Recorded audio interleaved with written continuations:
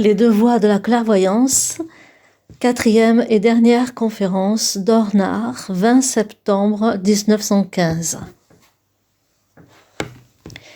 Au cours de ces derniers jours, je vous ai montré que la connaissance à laquelle l'homme doit parvenir sur le plan physique commence par être une sorte de connaissance morte.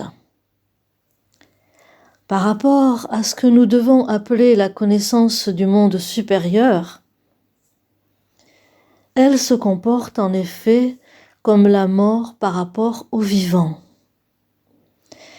J'ai essayé de montrer que cette connaissance morte quasiment mécanique, qui est propre à l'homme physique terrestre, prend vie dès lors que nous voulons nous élever au degré de connaissance qui nous permet de faire l'expérience des mondes dits supérieurs.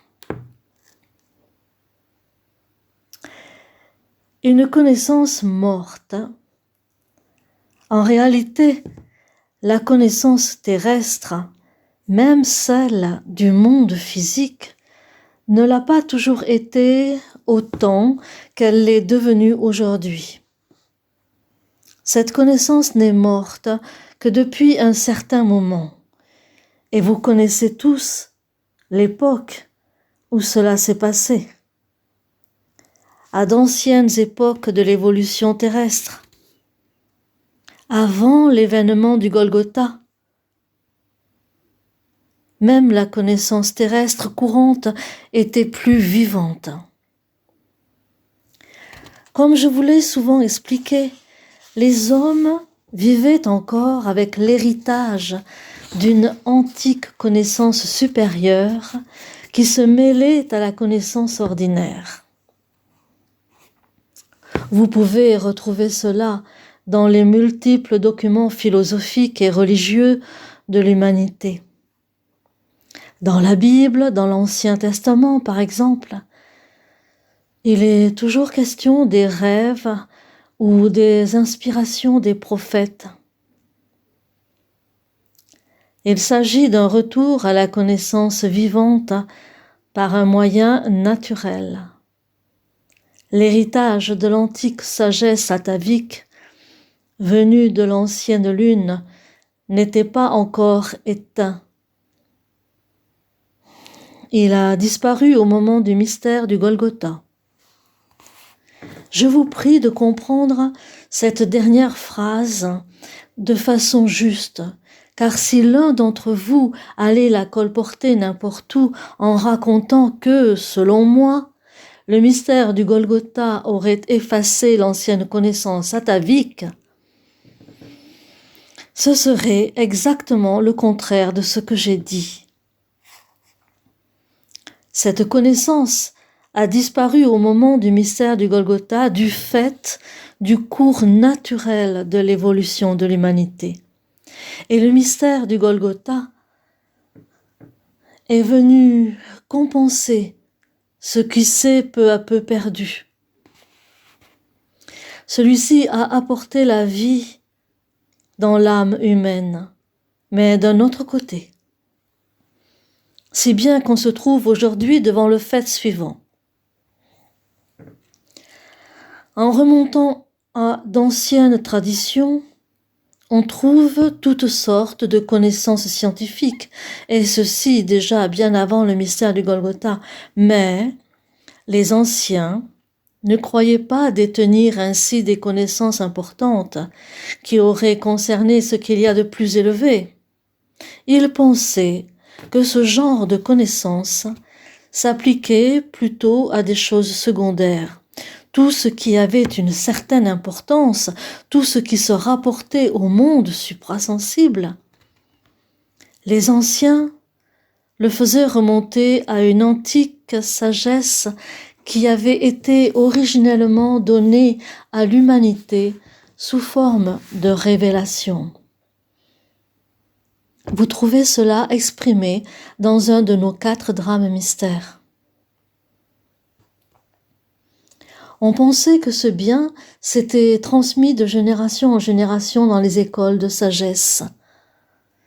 Déjà, dans le livre Le christianisme et les mystères, vous voyez que j'ai essayé de reconnaître comment le mystère du Golgotha a apporté une compensation pour remplacer cet ancien trésor de sagesse qui était sur le point de disparaître.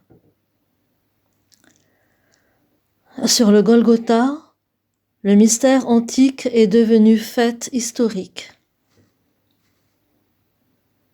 La croix de l'initiation, dressée sur le Golgotha de façon visible pour tous les hommes, devait redonner vie à l'âme humaine. Et depuis, on peut dire qu'à côté de notre connaissance morte, celle que l'homme acquiert par ses propres efforts sur le plan physique, il existe quelque chose qui, grâce au mystère du Golgotha, peut se déverser dans son âme. 2 points. L'élément substantiel qui, par le Christ, devait pénétrer dans l'aura de la terre, s'y est effectivement déversé. Et cela peut, dès lors, pénétrer aussi dans l'âme humaine pour y devenir une deuxième source de connaissance.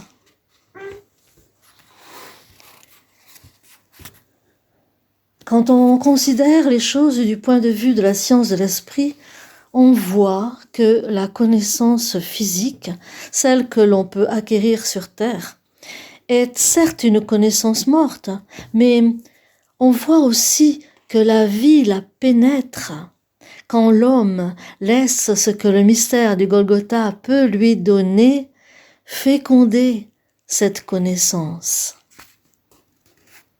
Et nous avons alors le degré plus élevé de la connaissance, celui de la connaissance imaginative. C'est déjà une connaissance vivante, celle dont nous avons parlé ces derniers jours. J'aimerais souligner une fois de plus le fait que cette connaissance imaginative est encore apparentée à la nature humaine. Ce lien avec l'âme humaine fait que, comme je l'ai montré hier, l'ancienne connaissance lunaire qui se déroulait dans une conscience de rêve peut encore ressurgir aujourd'hui de façon atavique. Quand le clairvoyant lunaire a suffisamment de modestie pour cela, bien des choses qui peuvent être reconnues par une clairvoyance supérieure viennent corroborer ce qui vient par atavisme. Au-delà de la connaissance imaginative, toutefois, l'homme découvre encore tout ce qui pénètre dans son âme sur la voie de l'inspiration. La substance qui constitue ces inspirations est la réalité de l'ancienne période solaire de l'évolution avec laquelle l'homme a été lié. L'élément de vie que l'homme a pris en lui pendant l'ancien soleil a également été préservé dans les profondeurs de la nature humaine. Pour devenir inspiration, il faut qu'il soit éclairé par un acte conscient de connaissance.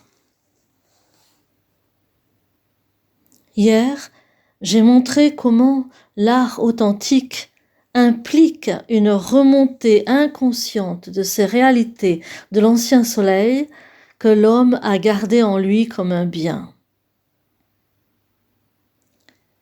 Ce qui se trouve ainsi dans les profondeurs cachées de l'âme, une fois élevé dans la vie consciente, peut devenir l'inspiration artistique. L'homme inspiré ne fait alors rien d'autre que vivre dans les conséquences qui montent en lui des profondeurs.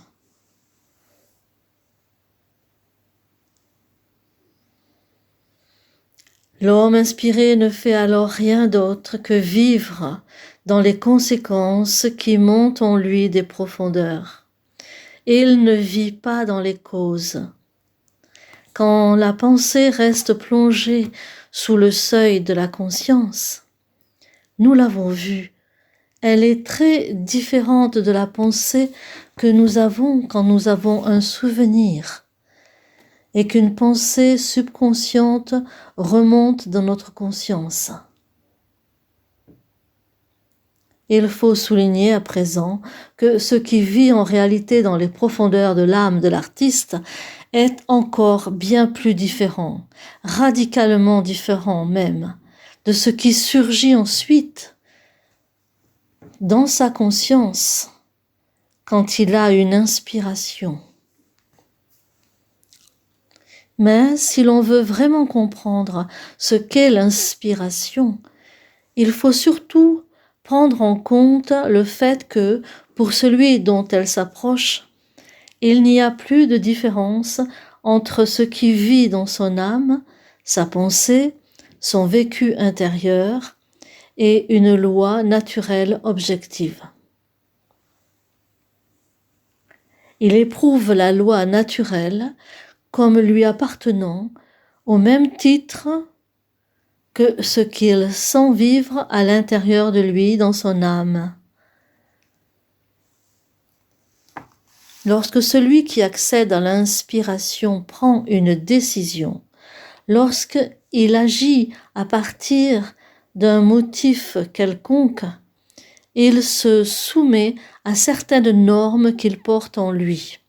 Ces normes, on est d'abord en droit de les considérer comme sortant de son propre cœur. Elles vivent tout au fond de lui. Mais il les éprouve tout aussi objectivement qu'il éprouve le lever du soleil. Je voudrais encore l'exprimer autrement. Si je prends cette montre, je ressens ce geste comme quelque chose qui me concerne ici, sur le plan physique. Si je reste sur ce plan, je ne considérerai pas que le lever du soleil me concerne de la même manière. Eh bien, c'est ce qui se produit pourtant en ce qui concerne les impulsions qui proviennent du monde de l'inspiration. 2 points. On ressent alors comme sien tout ce qui se passe dans la nature.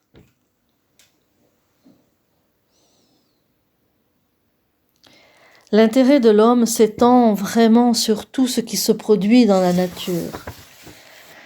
Les affaires de la nature deviennent les siennes. Tant qu'on ne ressent pas la vie d'une plante aussi intimement que son propre cœur, l'inspiration ne peut pas être une vérité. Tant qu'on ne ressent pas la chute d'une pierre qui, en tapant sur la surface de l'eau, produit des gerbes de gouttelettes, de la même façon que l'on ressent ce qui se passe en soi, l'inspiration ne correspond encore à aucune vérité. Je pourrais dire aussi que tout ce qui, dans la vie intérieure d'un homme, est plus proche de cet homme que la nature et la plénitude des événements qui s'y jouent, tout cela reste en dehors des vérités inspirées. Il serait bien sûr absurde de penser que si on tape sur le crâne d'une personne inspirée, elle ressent ses coups avec la même objectivité que celle qu'elle peut avoir lorsqu'elle contemple l'éruption d'un volcan. Au plan subjectif, elle fait la différence. Mais au moment où quelqu'un lui tape sur le crâne, elle ne reçoit justement aucune inspiration.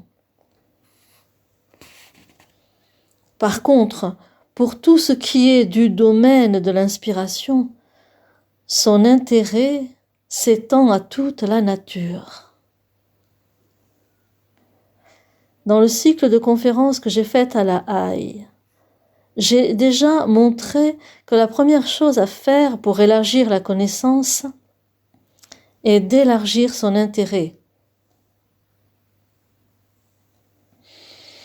Celui qui est incapable, ne serait-ce qu'un court instant, de se dégager de ce qui ne concerne que lui, ne peut évidemment parvenir à aucune inspiration. Il n'est pas nécessaire de le faire tout le temps.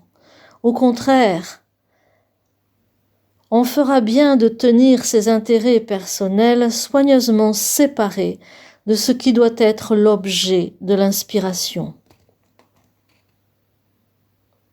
Mais quand l'homme élargit son intérêt au-delà de lui-même pour atteindre ce qui est objectif et qu'il s'efforce de ressentir la vie de la plante dans son devenir comme il ressent ce qui concerne sa propre existence, quand ce qui germe, croît, mûrit et fane au dehors lui devient aussi proche que sa vie intérieure, c'est alors qu'il est inspiré. Relativement à tout ce qui s'approche ainsi de lui. Mais encore faut-il que cette façon de s'intéresser aux choses s'accompagne de l'acquisition progressive d'une faculté d'appréciation des hommes telle que celle dont nous avons parlé à propos de Goethe. Celui qui cultive ainsi son intérêt pour le monde doit encore acquérir peu à peu cette façon de juger les humains qui était propre à Goethe, en s'efforçant de développer la pensée vivante. Goethe apprit à distinguer chez un homme le comportement et l'être profond. Il s'agit là de quelque chose de très important. Ce que nous faisons et ce que nous avons fait appartient au monde objectif. C'est du karma mis en œuvre. Ce que nous sommes en tant que personnalité, par contre, est toujours en devenir. Et le jugement que nous portons sur ce qu'un homme a fait est tout autre chose que celui que nous portons sur la valeur ou le manque de valeur de sa personnalité. Si nous voulons approcher les mondes supérieurs, nous devons apprendre à pouvoir nous placer en face de la personnalité humaine aussi objectivement que nous le faisons vis-à-vis d'une plante ou d'une pierre. Nous devons devenir capables de participer à l'évolution de personnes dont nous devons peut-être par ailleurs condamner les actes au plus haut point.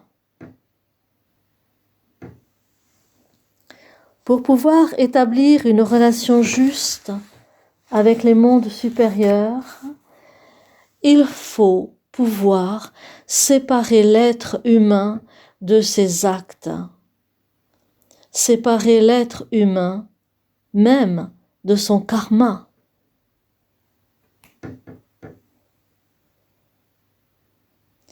Celui qui veut vraiment se tenir sur le terrain de la science de l'esprit verra qu'il s'agit encore une fois d'un cas où nous nous opposons à la conception matérialiste de notre époque.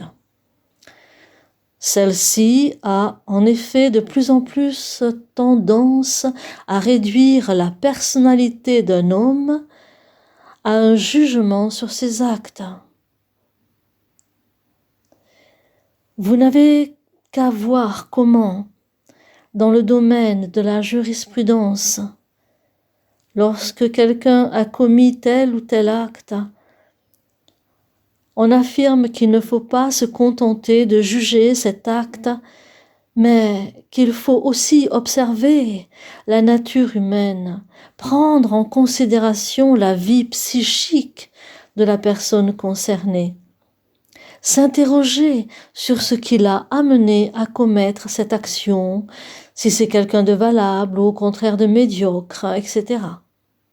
Dans certains cercles, on va même jusqu'à demander que la jurisprudence prévoit, en cas de délit et de crime, de faire appel à l'expertise des psychologues et pas seulement à celle des médecins.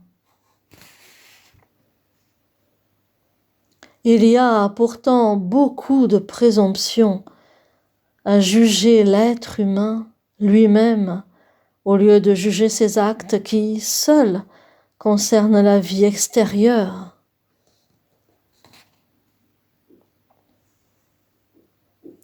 Parmi les nouveaux philosophes, un seul a accordé une certaine attention à ce problème. Il est cité, bien qu'à d'autres points de vue, dans mes énigmes de la philosophie. C'est Dilthey qui a attiré l'attention sur le fait que la jurisprudence devrait se dégager de la jurisprudence psychologique et de tout ce qui lui ressemble. Les actions d'un être humain concernent deux domaines. En premier lieu, son karma qui, par sa causalité propre, juge déjà. Et cela ne regarde pas autrui. Même le Christ n'a pas jugé les fautes de la femme adultère. Il les a inscrites sur le sol terrestre parce qu'elles auront leur compensation dans le cours du karma. En second lieu, les actes d'un être humain concernent la vie des hommes entre eux. Et c'est seulement de ce point de vue que l'on peut juger ces actes. L'ordre social extérieur n'a aucune compétence pour émettre un jugement sur l'homme lui-même. Or, peu à peu, la science de l'esprit mènera à autre chose qu'à juger. Elle mènera à comprendre. Et les psychologues que l'on prend comme experts lorsqu'il s'agit de juger les actes d'un homme ne seront d'aucune aide, car ils ignorent ce qu'est véritablement l'âme humaine. Pour évaluer un être humain, il ne faut pas le juger, mais il faut le comprendre. On devrait tendre avant tout à aider plutôt qu'à juger. Aider et non juger. Or, on ne peut aider que si l'on comprend ce qui se passe dans une âme humaine. C'est pourtant quand on cherche à aider, non pas de façon mensongère, mais de façon vraie, que l'on est le moins bien compris. Car celui qui doit être aidé sera le moins enclin à estimer de façon juste celui qui cherche à l'aider. Celui qui a besoin d'être aidé voudra en effet qu'on l'aide comme il s'imagine lui qu'il faut l'aider. Or, faire ainsi ce qu'il pense bon pour lui sera peut-être la pire façon de l'aider. Bien souvent, si nous nous basons sur une véritable compréhension de la vie psychique et spirituelle, nous serons enclins à faire toute autre chose pour l'homme que nous voulons aider que ce dernier voudrait que l'on fasse pour lui. Nous l'aiderons peut-être mieux, par exemple, en nous écartant de lui, qu'en le cajolant. Un refus pur et simple peut même, dans sa dureté, apporter une aide bien meilleure et plus aimante que la complaisance et les flatteries qui vont dans le sens de ce que l'autre voudrait.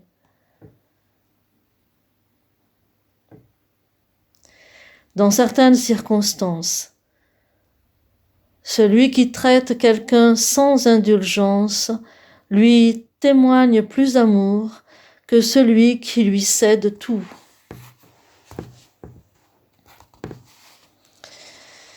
Que cela soit source d'incompréhension, c'est bien sûr inévitable, et le moins compris sera encore celui qui s'efforce le plus d'approcher de cette façon l'âme de l'autre.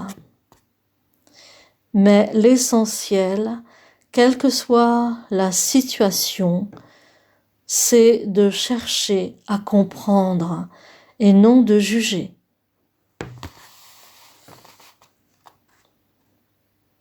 Dans nos conférences sur la science de l'esprit, il a souvent été question d'Ahriman et de Lucifer.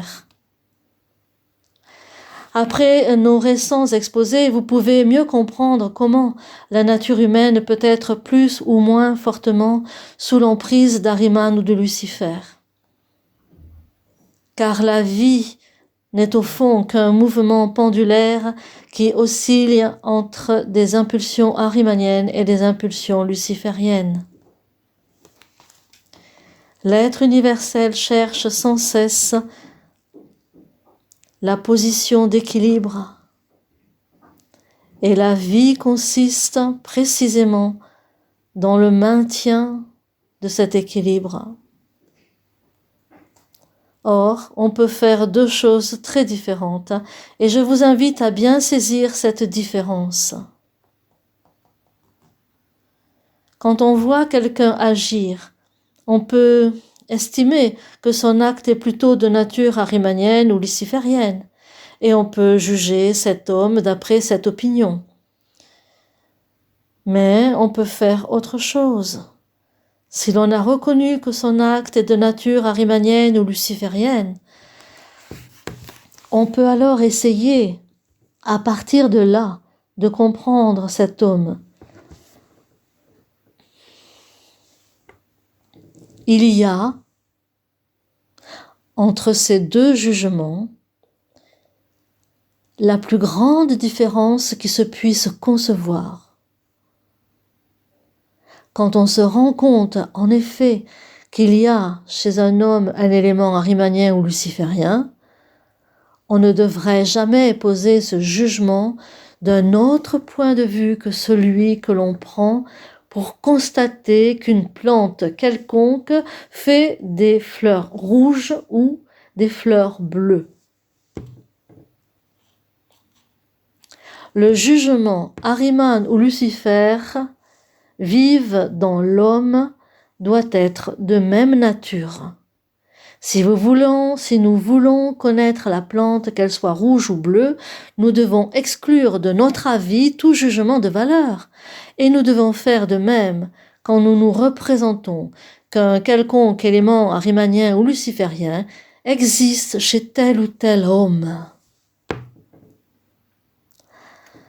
Avant toute chose, nous devons chercher à purifier la connaissance de toute émotion, de tout élément subjectif. Et nous y parviendrons toujours mieux dans la mesure où nous nous efforcerons de prendre au sérieux ce dont il vient d'être question. Goethe, par exemple, s'est appliqué, surtout dans sa période de plus grande maturité, à placer ce qui se tisse entre les humains au même plan que les phénomènes naturels. Et il n'a pas prétendu, bien sûr, qu'une nécessité mécanique régit les rapports humains comme c'est le cas dans la nature. Il ne saurait en être question. Mais l'âme parvient peu à peu à considérer les événements de la vie humaine avec le même amour objectif que celui qu'elle tourne vers les phénomènes de la nature lorsqu'elle cherche à le connaître.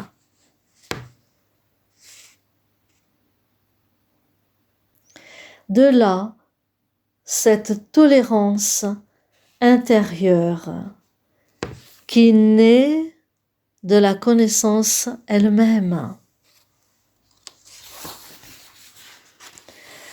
On apprend ainsi à faire pénétrer peu à peu dans la connaissance ce qui, sinon, ne doit surtout pas y pénétrer, à savoir la terminologie qui provient de la vie affective et volontaire.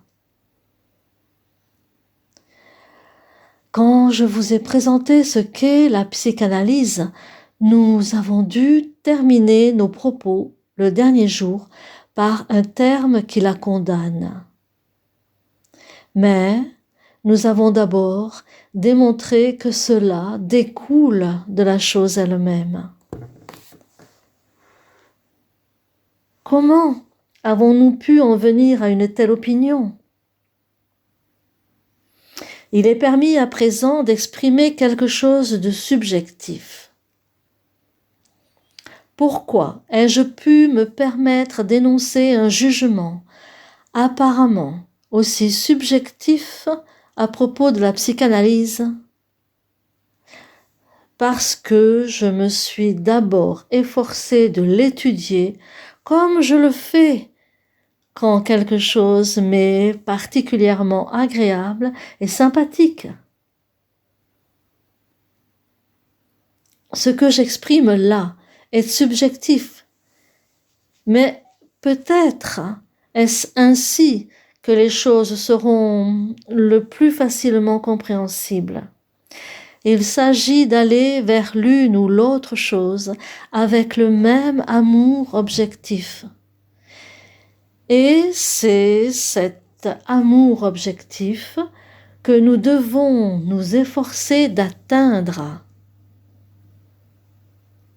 Autrement, la connaissance n'est rien d'autre qu'un moyen de se donner des sensations.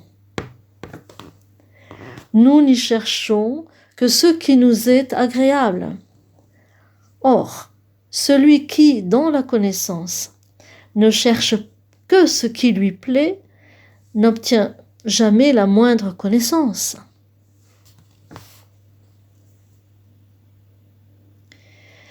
Dans l'existence physique, ce qui est solaire ne peut jamais venir à la conscience de l'homme qu'en le réjouissant ou bien en le repoussant. La réalité solaire ne peut nous atteindre qu'à travers notre affectivité. Et nous devons aller à sa rencontre avec notre compréhension. Pour cela, nous devons descendre en nous-mêmes et pénétrer dans ce qui, sinon, nous reste étranger.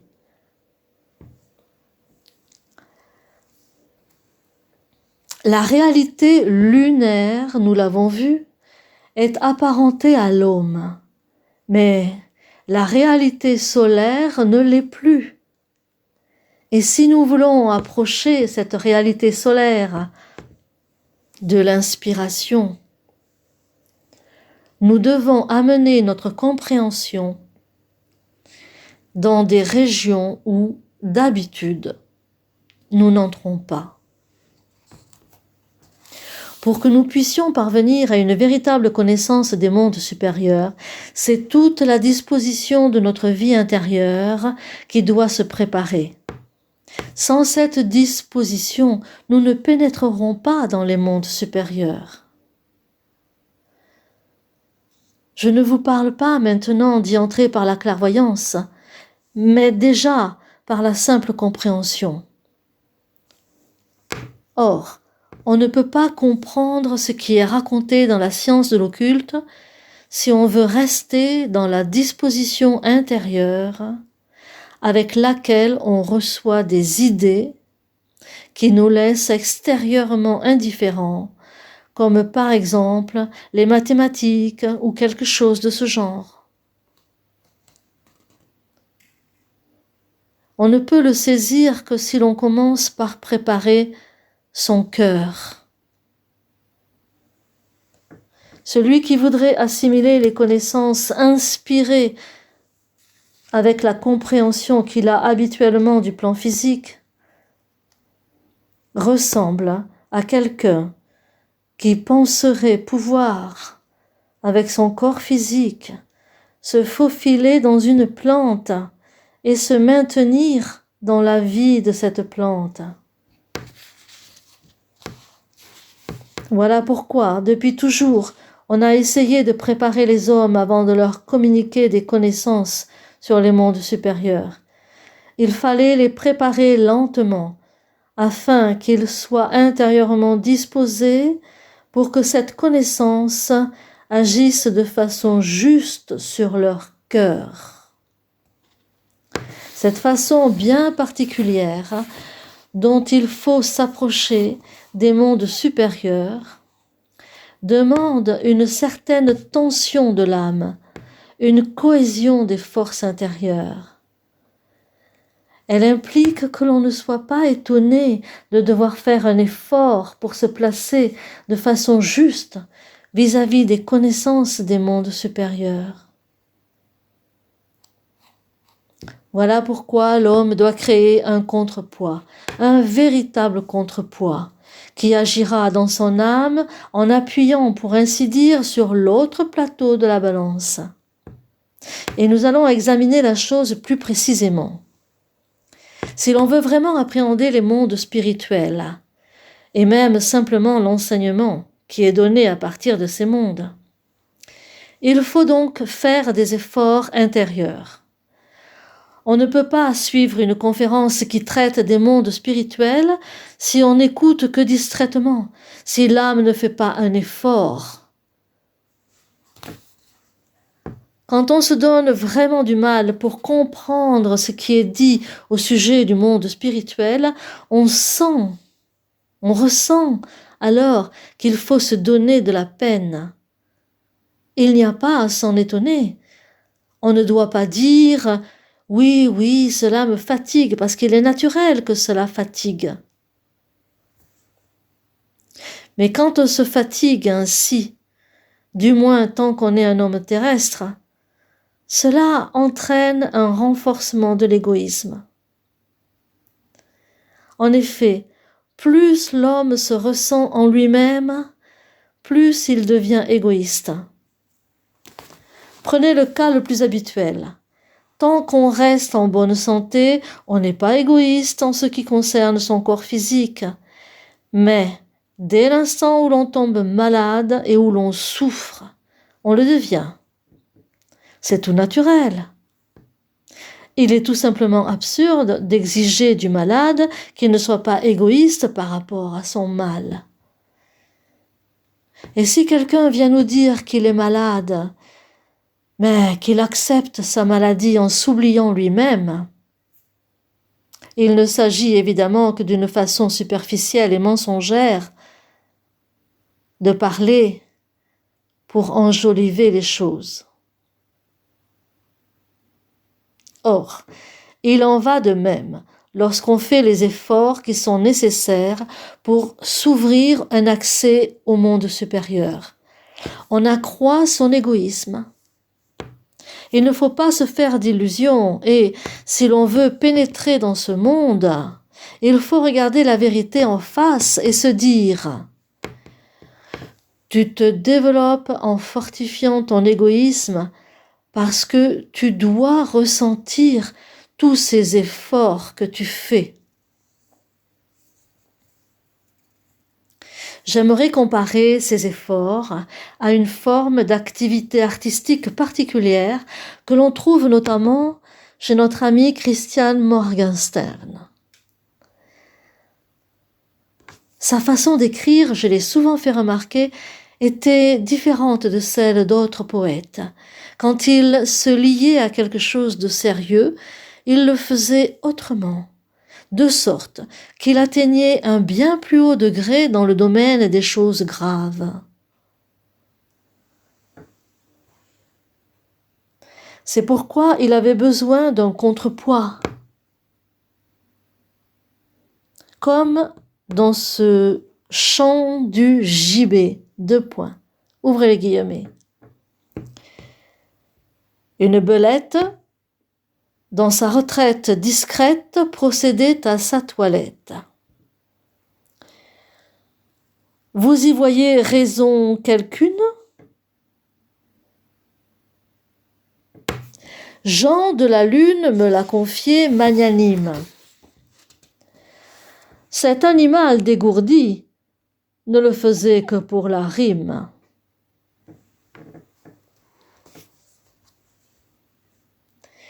Il avait besoin de ces poèmes légers, satiriques, comme d'un contrepoids dans la balance. Ceux qui peuvent toujours, lorsqu'ils écrivent, garder un air sévère et solennel en levant les yeux, de façon sentimentale, vers les mondes spirituels, ceux-là ne sont pas de vrais poètes. Les vrais sont ceux qui ont besoin d'un contrepoids, un pendant. Nous essayons donc toujours de comprendre, n'est-ce pas, cette manifestation d'égoïsme qui doit accompagner toute aspiration vers les mondes spirituels. Ne condamnons pas l'égoïsme lorsqu'il émane d'une telle sphère. Il faut le comprendre comme on comprend un phénomène naturel. On ne doit pas avoir l'égoïsme de toujours vouloir se libérer de l'égoïsme. Sinon, on n'est tout simplement pas vrai. Nous produisons par exemple le pendant intérieur qui correspond à certains exercices qui sont décrits dans « Comment parvient-on à des connaissances des mondes supérieurs ?» Dans le rythmique que nous avons créé, il y a aussi une sorte de pendant. C'est la façon très spéciale d'amener le corps éthérique à faire les mouvements appropriés et d'acquérir une compréhension pour tout ce langage de l'homme.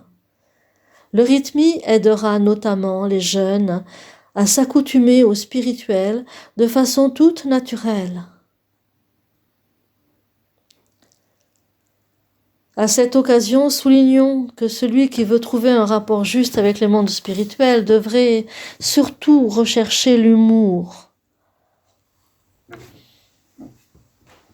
N'en soyez pas étonnés, mais il faut aussi que cela soit dit une fois, en toute clarté, ou en tout cas plus nettement qu'on ne l'a fait jusqu'à maintenant. Il est vraiment indispensable de ne pas rester sans humour quand on aspire aux réalités supérieures. Ce manque d'humour engendre les pires aberrations. Car si celui qui s'imagine avoir été Homère, Socrate ou Goethe dans une vie antérieure pouvait se rendre compte à quel point il devrait se trouver ridicule dans ce rôle, cela l'aiderait prodigieusement à guérir de ses fantasmes. Mais celui qui rejette l'humour et baigne dans une sentimentalité fausse ne pourra justement pas en venir là. Car si quelqu'un avait vraiment, je dirais, le malheur d'avoir été Homère, et si, dans une incarnation suivante, il en prenait connaissance de façon juste, cette découverte lui apparaîtrait tout d'abord sous un éclairage humoristique. La première chose qu'il ferait serait vraiment de rire de lui-même. Il est difficile de parler correctement de ce sujet en si peu de temps, mais garder une âme libre et ouverte à l'humour est un bon moyen de prendre au sérieux ce qui est sérieux. Autrement, on se corrompt soi-même et on sape, en baignant ainsi dans le sentiment, toute possibilité de relation vraie avec ce qui est sérieux. La sentimentalité est en effet le pire ennemi du véritable sérieux, celui qui s'applique aux choses sérieuses de la vie. Je pourrais même imaginer que quelqu'un qui ne veut toujours prendre le sérieux des connaissances de la science de l'esprit qu'en tirant une tête de 6 pieds de long, comme disait un jour une dame venant de l'étranger, ait pu trouver désagréable la façon dont j'ai parlé ces jours derniers des pensées qui sont comme des souris dans la main. Mais on se libère de la gravité des choses quand on essaye justement de les présenter de cette façon. On fausse vite les choses, au contraire, quand on se contente de les appréhender par le sentiment. Parce qu'on se croit déjà transporté dans les mondes supérieurs à l'aide de cette sentimentalité, et qu'on ne pense pas utile de devoir encore s'élever dans le monde spirituel en cultivant une intelligence souple, élastique et mobile. En fait, il est bien plus facile de prétendre qu'on peut accéder au monde élémentaire en mettant simplement son ego de côté et d'en rester alors à des représentations confuses de ce monde élémentaire que de rendre la chose tellement plastique que la pensée se transforme d'un objet mort en un être vivant.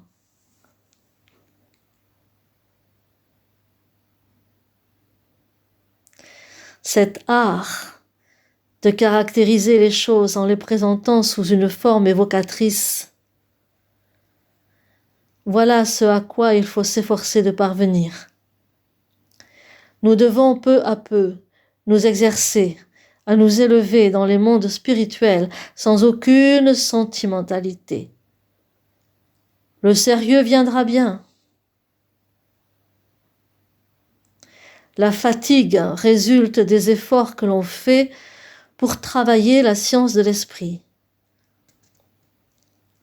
Et ce qui compte, c'est d'acquérir la force de comprendre de façon juste quelle est la place de la science de l'esprit et de sa conception du monde au sein du matérialisme d'aujourd'hui et, grâce à cette force, participer de façon juste au mouvement de la science de l'esprit. Or, nous n'acquérons pas cette force autrement qu'en essayant de comprendre en toute clarté comment on peut habiller ces mondes spirituels de mots et de représentations tirés du monde sensible, malgré le fait que les mondes spirituels soient eux-mêmes tellement différents du monde physique.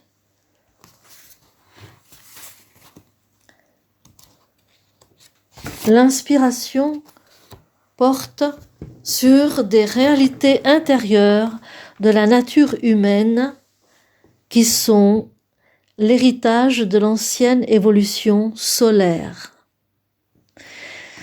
Ces réalités solaires se rattachent à tout ce qui rend l'homme apte à réaliser sur terre ce qui vient du ciel. Oui, ce qui, littéralement, vient du ciel. Mais pour ce faire, l'homme ne doit pas seulement envisager ce qu'il peut élaborer dans sa vie personnelle par le travail intérieur qu'il fait entre sa naissance et sa mort.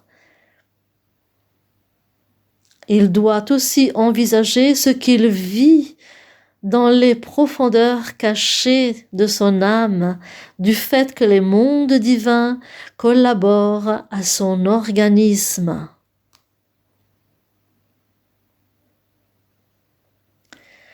Celui qui doit devenir un poète sur terre doit avoir un cerveau de poète.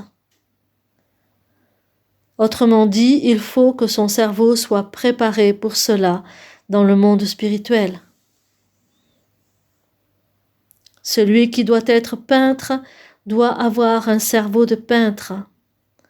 Or, pour donner à quelqu'un le cerveau d'un peintre ou celui d'un poète, il faut que les forces et les impulsions qui étaient déjà substantiellement présentes pendant l'évolution cosmique à l'époque de l'ancien soleil et étaient en lien avec la nature humaine, travaillent à nouveau sur elle. À cette époque, l'homme n'était pas encore aussi dense qu'il l'est à présent sur la terre. Il n'avait encore acquis qu'une consistance aérienne. Songez que sur l'ancien soleil, l'homme n'était fait que de chaleur et d'air. Dans les forces caloriques et gazeuses qui travaillent sur l'homme se trouve donc ce qui peut préparer le cerveau humain de telle sorte qu'il devienne un cerveau de peintre ou de poète. Ces forces sont un héritage de l'ancien soleil.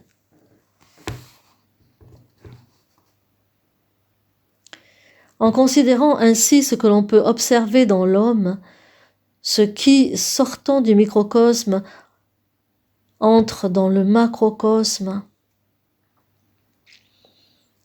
nous devons dire qu'en ce qui concerne ce qui, en lui, est hérité de l'ancien soleil, l'homme est un avec son environnement, car l'air et la chaleur sont aussi bien dehors que dedans. La masse d'air que j'ai actuellement en moi est, l'instant suivant, hors de moi. Cela entre et sort constamment, inspiration, expiration. L'air prend ma forme, et au moment où je le rejette, c'est toujours le même air, mais il est dehors, à l'extérieur de moi. Mais autant il est vrai que mes os sont moi, autant il est vrai aussi qu'entre le moment où j'inspire et celui où j'expire, la masse d'air fait partie de moi. Elle est tout autant moi que mes os sont moi, sauf que cet être moi ne dure que d'une inspiration à l'expiration suivante. Alors que l'être moi de mes os subsiste grosso modo de ma naissance jusqu'à ma mort. Il n'y a là qu'une différence de temps. L'homme d'air meurt à chaque expiration et naît à chaque inspiration. Et autant il est vrai que nos os naissent avant notre naissance physique et se détruisent ensuite progressivement, autant il est vrai que quelque chose naît en nous lorsque nous inspirons et que quelque chose meurt lorsque nous expirons. Ce qui naît quand nous inspirons meurt quand nous expirons. C'est ce qui remonte de l'héritage de l'ancien soleil et dont le germe fut posé à ce moment-là. Nous voyons que le domaine de l'humain s'élargit à tout le cosmos et que l'homme grandit avec lui. Mais nous devons aussi apprendre à comprendre comment l'homme vit dans le spirituel. Notre époque n'a pas le moindre talent pour suivre des yeux, même de la façon la plus primitive, cette union de l'homme et du spirituel. Et nous devons à nouveau y parvenir. Un homme d'autrefois n'aurait jamais eu l'idée de former des mots comme nous le faisons aujourd'hui quand il est nécessaire de nommer un quelconque produit chimique de synthèse. Les gens trouvent ces noms très désagréables. Ils ont souvent un nombre de syllabes qui n'en finit pas. Demandez donc à nos amis chimistes. Mais quand on ne nomme pas les choses selon ces principes, les mots que l'on utilise n'ont pas de rapport avec les choses. Il n'en a pas toujours été ainsi. Je vous ai parlé aujourd'hui de l'inspiration en vous montrant comment elle nous ramène au bien que l'homme a hérité de l'ancien soleil. Or, sur le soleil, l'homme s'était développé jusqu'à la respiration. Autrement dit, le germe de ce qu'est actuellement la respiration et qui vit dans l'air a été alors déposé. Il doit donc exister une relation entre la respiration humaine et l'inspiration. Songez donc à ce que veut dire le mot inspiration. Le lien étroit de la respiration et de l'inspiration s'y exprime déjà. Ceux qui veulent nier l'existence des esprits n'auraient qu'à devenir attentifs à l'évolution du langage. Nous l'avons déjà signalé en partant d'autres points de vue. On découvrirait d'abord les esprits de la langue, puis on comprendrait comment ces esprits agissent dans la nature humaine. Puis on se rendrait compte à quel point nous baignons dans le monde spirituel. Les esprits collaborent en effet à tout ce que nous faisons dans la vie. Nous aurons alors de nous-mêmes une impression qui correspond à la réalité. 2 points. Notre soi est élargi au soi de l'univers.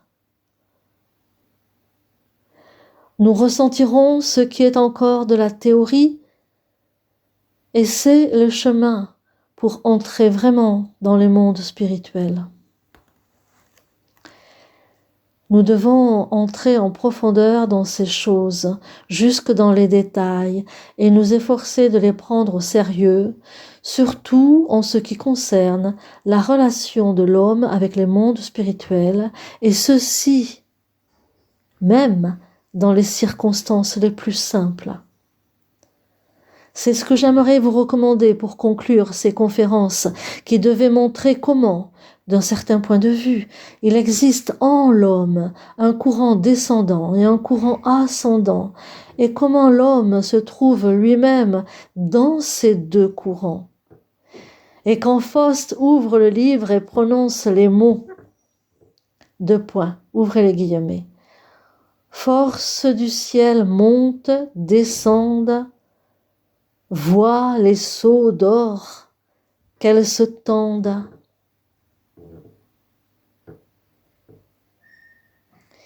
Vous avez là ce que j'ai tenté de vous faire comprendre ces quelques jours, cette montée et cette descente des puissances célestes que Faust regarde tout d'abord bouche bée sans pouvoir les comprendre. Mais les choses sont dites de telle manière dans le Faust que l'on peut déjà voir vers quoi doivent tendre les temps nouveaux. Il faut que nous ayons toujours à cœur, avec notre science de l'esprit, de vouloir ce à quoi les hommes eux-mêmes doivent aspirer. Notre unique volonté doit être de comprendre comment la science de l'esprit peut devenir un bien spirituel pour l'humanité. Et dès que nous parvenons à œuvrer au devenir de ce nouveau bien spirituel, nous devons tout faire pour le réaliser et ainsi atteindre ce but de l'humanité. Merci.